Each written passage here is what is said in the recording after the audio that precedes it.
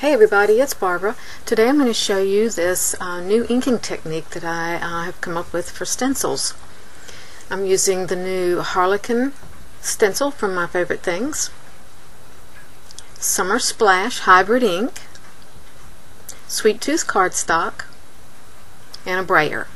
This is what, when you dry emboss with a stencil, this is what you get. You get that really nice texture.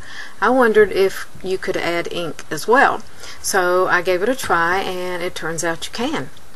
So I'm using the thin embossing mat from My Favorite Things. And my cardstock is larger than my mat because I didn't want any ink to end up on my mat. So let's get started and let me show you how to do this. First of all, I use a brayer and ink up my stencil completely. You know how you can use embossing folders and put ink on them and transfer the ink to your cardstock? Well, I was wondering if you could do that with stencils, and it turns out pretty cool. So I just started to ink up my stencil, covering it completely. The brayer works the best, I found. I tried just smushing the ink pad down on it, but it was too splotchy.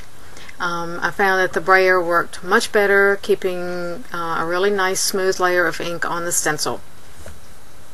So after I have it covered completely, I'm going to take it over to my Vagabond and run it through just like I was going to do dry embossing. Mat first, paper, and then the stencil. And here's what you end up with. It's really crisp. The ink area is really crisp in between the raised areas of the embossing. Much different than sponging or with watercolor, both of which I love, but this gives you a whole new look and just another alternative and way to use your stencil.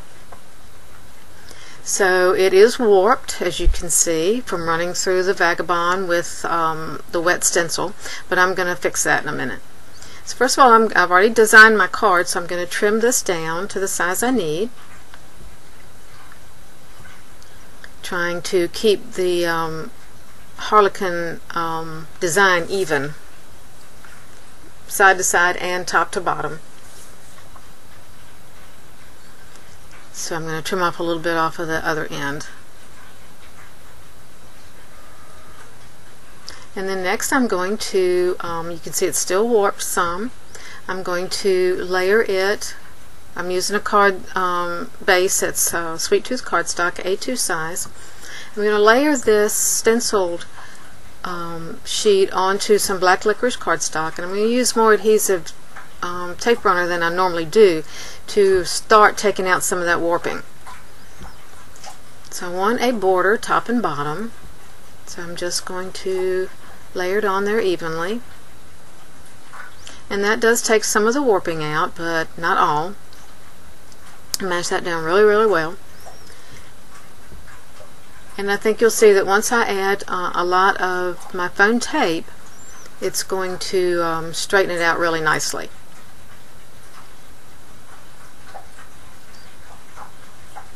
So I've got my tape on, pulling the backing off, and now I'm going to apply it to my card base. And in just a minute I'll show you how it's really flattened out.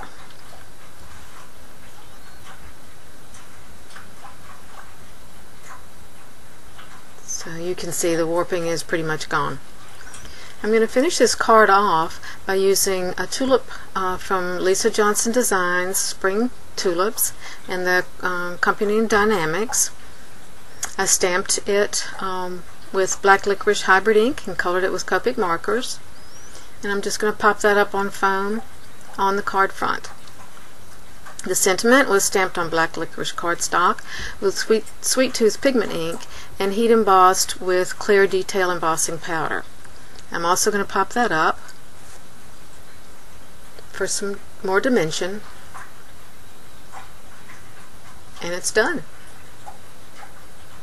So I hope you will try inking up your stencils soon for this really cool technique. Thanks for watching.